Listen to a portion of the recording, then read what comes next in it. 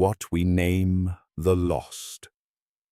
Iris Callahan had learned her first dying language at 11 years old, sitting cross-legged on her grandmother's kitchen floor in a house in New Mexico, memorizing words in a Diné dialect that had, by the time Iris was old enough to understand what she was actually doing, fewer than 200 fluent speakers left alive in the world. Her grandmother had never called it preservation. She'd called it homework, and then later, once Iris was old enough to understand the weight of it, she'd called it the only inheritance that mattered. A person isn't gone as long as somebody still knows how to say their name right, her grandmother used to say. Everything else is just things. Names are the part that doesn't rot. Iris had asked her once, sitting on that same kitchen floor at 13, why it mattered so much, why her grandmother spent every evening after a long day's work drilling verb forms into a granddaughter who'd rather have been outside with her friends. For a language that, realistically, Iris might never use with more than a handful of people in her entire life. Her grandmother had gone quiet for a long moment, the particular quiet of someone deciding whether a child was old enough for the real answer. Because my own grandmother tried to teach it to me, and I wouldn't sit still for it, she'd finally said. I thought I had time. Everybody always thinks they have time, right up until the last person who could have taught them properly is gone, and then all that's left is regret shaped exactly like an empty chair. I am not going to leave you that chair, Iris. I don't care if you never say another word of it after I'm dead. I care that you could,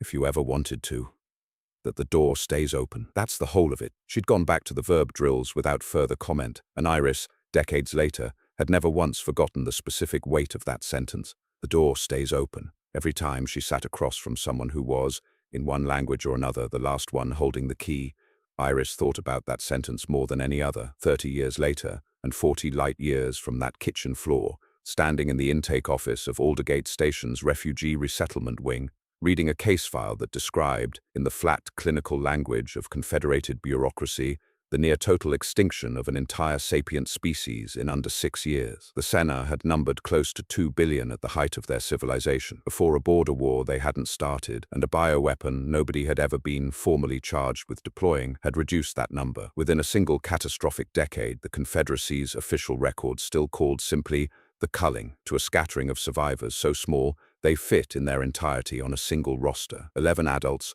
most of them elderly, and 14 children too young at the time of the culling to remember more than fragments of the language, the songs, the names their own parents had given them before the bombs found their homeworld. Iris had been recruited, on the strength of 30 years spent doing exactly this kind of work across a dozen dying Earth languages, to see what could still be saved. She met the last fluent speaker of Sennar on her 4th day at Aldergate, in a small, quiet room at the edge of the station's elder care wing, and the meeting did not go the way the Confederated liaison's briefing had led her to expect. Elder Vessa Corrin was ancient by Sennar standards, small and stooped, with the pale, papery skin common to a species that had once lived beneath a soft violet sun none of her people would ever see rise again. She did not look up when Iris entered. She did not answer at first. When Iris introduced herself in the careful, halting Sennar phrases she'd spent 3 weeks assembling from salvaged audio fragments and pre-culling trade recordings. "You are wasting your time," Vessa finally said, in Confederated standard, her voice flat and worn thin by something that went past exhaustion into a kind of permanent, settled grief. "And mine. I have given 3 interviews to 3 different researchers in the last 2 years, each one certain they would be the one to finally save something worth saving. Nothing came of any of them. I am tired of being asked to relive my own extinction for the benefit of people who will publish a paper and move on to some other dying thing." "I'm not here to publish a paper," Iris said. "Then why are you here?" Iris considered the question longer than a briefing would have advised her to. "Because there are 14 children on this station who don't know their own birth names," she finally said. "Not the names their adoptive families gave them. The names their parents actually chose, in a language none of their caretakers speak, that nobody thought to record before the people who could tell them died. I've spent my whole career watching that exact thing happen to languages on my own world, one funeral at a time, until there was nobody left to ask. I'd like it not to happen here, but I can't stop it alone. I need you." Vessa was quiet for a long time, her pale eyes fixed on something in the middle distance that had nothing to do with the room they were sitting in. "You will only leave disappointed, the way the others did," she finally said. "I have given 3 interviews. I have 3 answers left in me, at most, before the asking itself becomes a cruelty I am no longer willing to survive." She looked at Iris directly for the first time, something sharp and assessing beneath the exhaustion. "Come back when you have a reason better than research. Then we will discuss whether I have anything left worth giving you."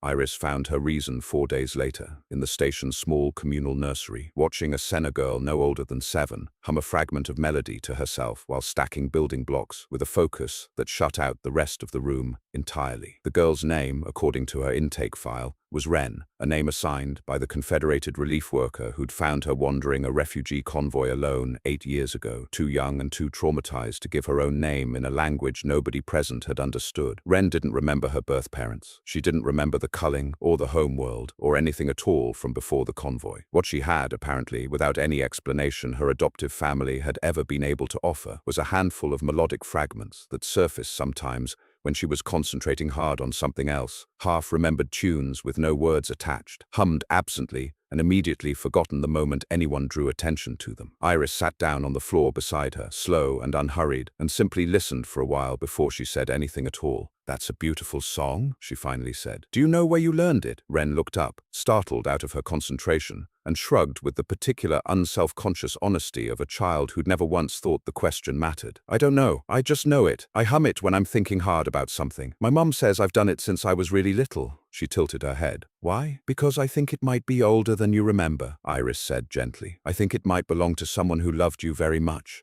A long time before you were old enough to know it." Wren didn't fully understand what that meant, but something in her small, serious face shifted anyway. A flicker of an absence she'd apparently carried her whole life without having a name for it, finally being acknowledged by someone who seemed to think it mattered. Iris recorded the fragment that afternoon, with Wren's cheerful, uncomprehending permission, and brought it to Elder Vessa's door the following morning, without an appointment.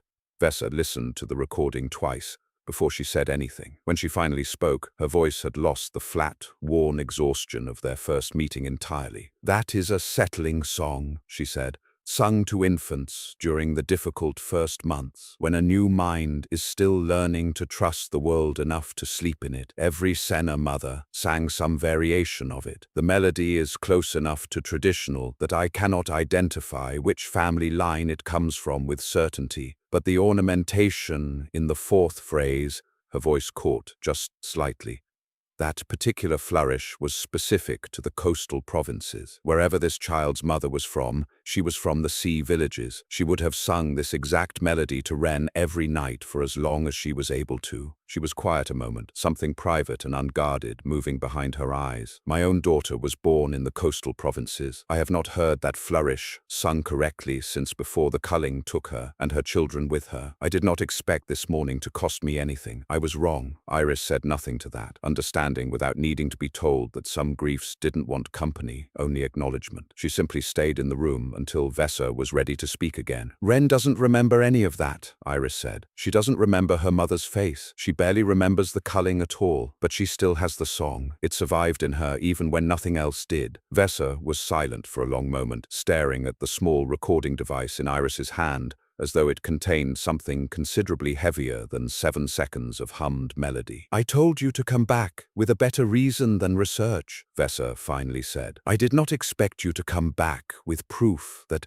something of us survived a genocide by hiding inside a child's memory where even she couldn't find it on purpose." She looked up, and for the first time since Iris had met her, something in her ancient face had cracked fully open. "I will help you, not for a paper, not even entirely for the 14 children on this roster, though they matter enough on their own. I will help you because I did not understand until just now that some part of what we lost might not actually be lost, only waiting for someone patient enough to go looking for it." The work that followed took years, not months, and Iris understood within the first several weeks that no briefing could have prepared her for how much of it would be grief before it was ever grammar. Vessa taught her Sennar the way her own grandmother had once taught her Dine, not as a formal system to be memorized in isolation, but as a living structure built entirely out of relationship, context, feeling. There was no Sennar word for hello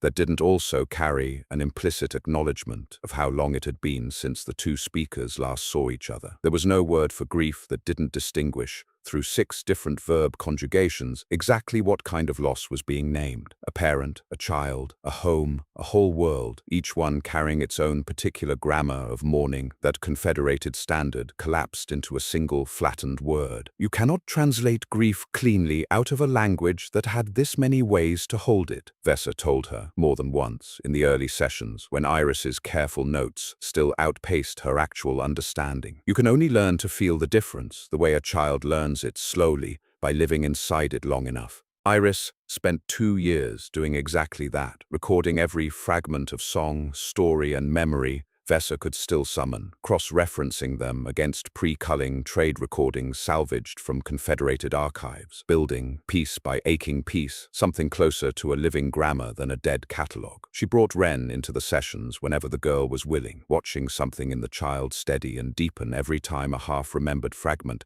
finally found its proper name and context. She did the same for the other 13 surviving children, scattered across adoptive families throughout the station, each one carrying some small fragment of a lost world inside them that nobody until now had known how to help them recognize. Not every child came to the work as openly as Wren had. A boy named Corrin, 9 years old, adopted by a Cathir engineering family who'd raised him with genuine love, but no way to reach the parts of him that predated their household, spent the first year refusing to participate at all, sitting silent through every session with his arms crossed and his attention pointedly fixed on anything except Vessa's careful, patient instruction. "I don't remember any of it," he told Iris flatly, the one time she asked him directly why he wouldn't try. "Not like Wren does. I don't have a song stuck in my head. I don't have anything. So what's the point of learning words for a family I can't even picture anymore?" It was Vessa, not Iris, who finally reached him, not through the language itself, but through a single counting rhyme she recovered almost by accident, taught to Sennar toddlers to help them learn numbers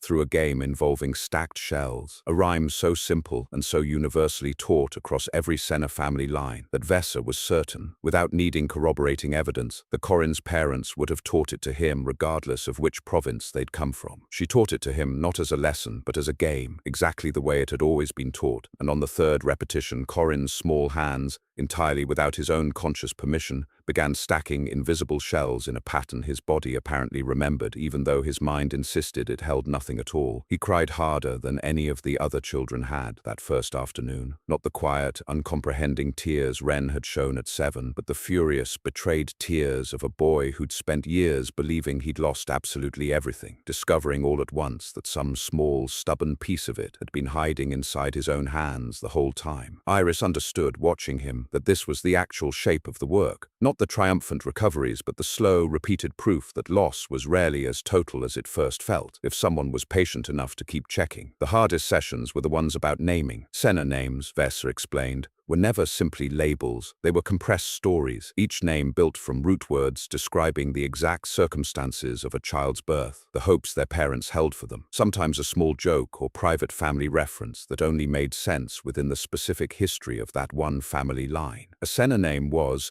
in the truest sense, the first story anyone ever told about you, and for children like Wren, orphaned before anyone thought to record it, that first story had simply vanished, along with everyone who'd known how to tell it. "I do not know Wren's birth name," Vessa admitted, on a difficult afternoon 8 months into their work, when Iris finally asked directly. "I did not know her family. The coastal provinces held perhaps 40,000 people before the culling. I cannot simply divine one child's name out of that many possibilities." "Then we won't know it," Iris said gently, watching something old and tired settle back over Vessa's face. "That's all right. We'll give her something else instead. A name that's true in a different way." Vessa didn't answer that day, but 3 weeks later, she came to Iris with a proposal that would define the rest of their work together. If the old names were unrecoverable, they would build new Sennar names for each of the 14 children, following the true grammar, the true structure, built from root words describing not the circumstances of their birth, which no one could recover, but the circumstances of their survival, which every one of them had lived through in their own unrepeatable way. The proposal nearly didn't survive its first contact with Confederated bureaucracy. Iris's funding review came up 18 months into the project, conducted by a resettlement administrator named Torval Keth, who looked at 3 years of projected budget against a beneficiary population of exactly 25 individuals and did not see a reason to continue. 11 adults, 14 children, Keth said, reviewing the file without much interest in looking up from it. A population this small does not justify a dedicated linguistic preservation program at this cost. I recommend reallocating your funding to refugee cases with larger affected populations and clearer resettlement outcomes. There is no larger population, Iris said. This is what's left of an entire species. 25 people isn't a small case, Administrator. It's the whole remaining file. It is also functionally a completed extinction event, Keth said, not unkindly, simply with the flat arithmetic of someone whose job required him to make exactly this kind of calculation daily. The Sennar homeworld is gone. Their culture, as an ongoing concern, ended with the culling. What you are proposing to fund isn't preservation. It's a memorial project for people who are, in every practical sense that matters to this office's budget, already gone. They're not gone, Iris said. I have 25 case files that say otherwise. I have a 7-year-old on this station who hums a lullaby she doesn't know the name of. That's not a memorial, Administrator. That's a language still finding its way out of a child who has no idea she's carrying it. I'm not asking you to fund a memorial. I'm asking you to fund the last chance anyone will ever have to catch a species mid-extinction instead of after it. Keth didn't approve the continuation that day. It took Vessa's own testimony, 3 weeks later, delivered in a formal recorded statement she'd flatly refused to give any of the 3 previous researchers, to finally move the review board, a testimony that ended, according to the record Iris kept afterward, with a single sentence that apparently silenced the entire chamber. I am the last one who remembers correctly. When I am gone, so is the standard everyone else's memory will be measured against. You are not being asked to fund a dead language. You are being asked to fund the only remaining window in which a dead language can still become a living one again. The funding was reinstated within the week, and Keth, to his credit, never raised the question again. It will not be the name their mother would have given them, Vessa said, but it will be a true Sennar name regardless, built the way a name is supposed to be built, a story, honestly told, in the only language capable of telling it properly. She looked at Iris with something that had, somewhere in the 2 years since their first meeting, become unmistakably close to trust. Will you help me build 14 stories worth telling? They built Wren's name last, deliberately, because Vessa insisted the girl deserved more time and more care than any of the others, the one who had, without knowing it, handed the whole project its reason for existing in the first place. They settled, after months of careful deliberation, on Melis Corathan, Melis, a root word meaning something close to the melody that outlasted the singer, Corathan, a suffix reserved in Old Sennar naming convention for children who had survived circumstances the rest of their family line had not. It was, Vessa explained, both a true accounting of exactly what had happened to her and a quiet act of enormous tenderness, a name that turned an unbearable fact into something that could be carried instead of merely endured. They told her on a quiet afternoon in the same nursery where Iris had first heard her hum a fragment of a lullaby she didn't know she was carrying. Wren, 9 years old by then, old enough to understand at least the shape of what she was being given, listened to the explanation with a stillness that reminded Iris achingly of Vessa's own stillness in that first meeting years before. The melody that outlasted the singer, Wren repeated slowly, testing the shape of the words in a language she was only beginning to speak herself. That's the song, the one I hum. That's what it means? That's what it means, Vessa said, her voice unsteady in a way Iris had rarely heard from her. Your mother sang you a song before the culling took her from you, small one, and somehow, against every reasonable expectation, the song survived when nothing else did. It lived inside you, even when you didn't know its name, or hers, or your own. I cannot give you her name back. No one can. But I can tell you, in the oldest language my people ever had for saying true things, exactly what kind of survivor that makes you. And I promise you, on everything I have left, that it is a name worth carrying. Wren cried, the quiet, uncomprehending tears of a child who understands she has been given something enormous without yet having all the tools to measure its size. Vessa cried too, for the first time in Iris's presence, the two of them holding on to that small, unbearable moment together in a nursery on a station 40 light years from a homeworld neither of them would ever see again. Iris, watching from a careful distance, understood that she had just witnessed the exact thing her grandmother's kitchen floor lessons had always been building toward. Decades before she'd have had any language to describe it. Not the preservation of a dead thing, but the active, ongoing work of making sure a name kept meaning something to the person who had to carry it.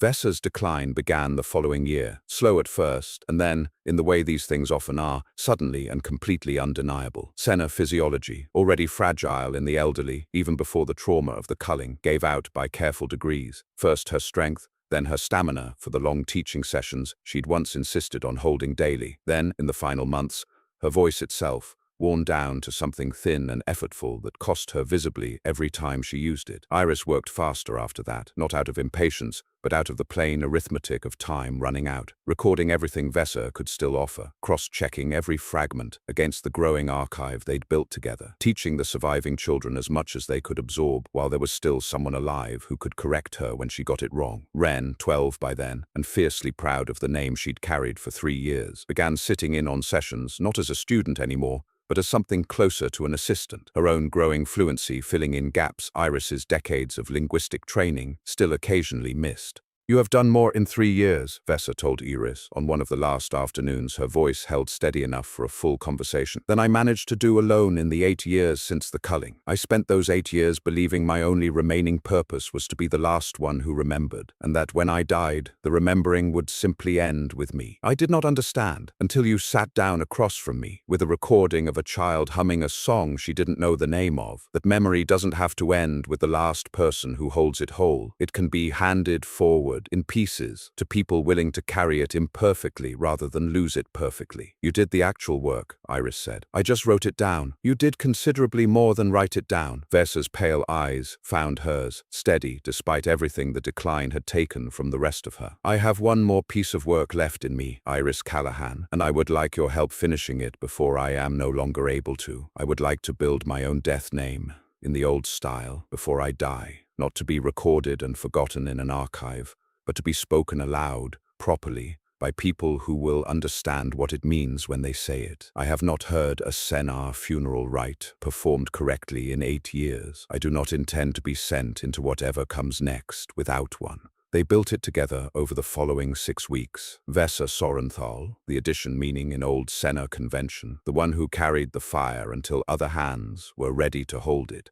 And Iris spent those 6 weeks doing the hardest and most necessary work of her entire career, not just recording a dying woman's language, but helping her prepare, with full dignity and full ceremony, for the specific shape her own ending was going to take. Vessa died on a quiet morning, 11 weeks later, in the small room at the edge of the elder care wing where Iris had first met her, with Wren holding one hand and Iris holding the other, and the 14 surviving Sennar children, some grown now, some still small, gathered in the corridor outside, waiting to take part in a funeral rite none of them had ever witnessed performed correctly, because, until that morning, there had been no one left alive who remembered exactly how. Iris led it anyway, from notes built painstakingly over 3 years of careful, patient work, her Sennar imperfect but earnest, every word chosen with the specific care Vessa had spent years teaching her to bring to a language built entirely out of relationship rather than rules. She spoke Vessa's chosen death name aloud, properly, the way it was meant to be spoken, not as a label affixed to a body, but as the final story a community told about someone they refused to let become simply gone. Wren spoke next, her voice steady in a way that would have made her adoptive family and her lost birth mother equally proud, offering the settling song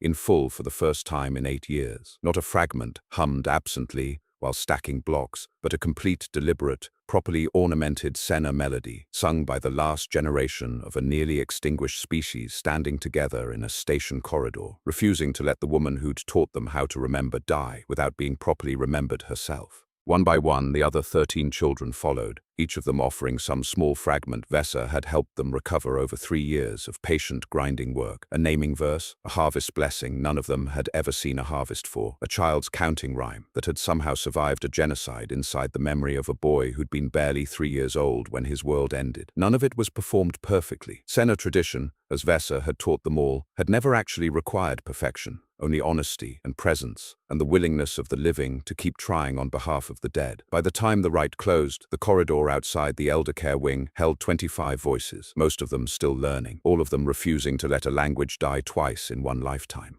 Iris stayed at Aldergate Station another 4 years after Vessa's death, finishing the archive the two of them had built together, teaching the surviving children until their fluency outpaced her own, watching Wren, 16 by then, sharp and steady and entirely certain of who she was in a way that would have seemed impossible the day Iris first found her humming an unnamed fragment on a nursery floor, begin on her own initiative, teaching the youngest Sennar orphans the language she'd once had to be given back to her by strangers. "I used to think I didn't have anything left of them," Wren told Iris on the day she finally passed her own certification as a Sennar language instructor, the youngest one the Confederacy had ever formally recognized. "My parents, my whole world. I used to think the culling took everything, and all I got to keep was a name some stranger gave me because I was found wandering alone." She looked at the small class of children waiting for their first lesson, patient and curious in the same nursery where her own recovery had begun. "I don't think that anymore. I think it turns out you can lose almost everything and still keep the part that matters most, as long as somebody's willing to go looking for it with you. I got to keep the story. I get to make sure they do too." Iris left Aldergate Station the following year, called to another dying language on another world that had run out of time faster than anyone wanted to admit, carrying with her the same lesson her grandmother had tried to teach her 30 years earlier on a kitchen floor in New Mexico, finally understood all the way through. A person or a people isn't gone as long as somebody still knows how to say their name right. Everything else is just things. Names are the part that doesn't rot.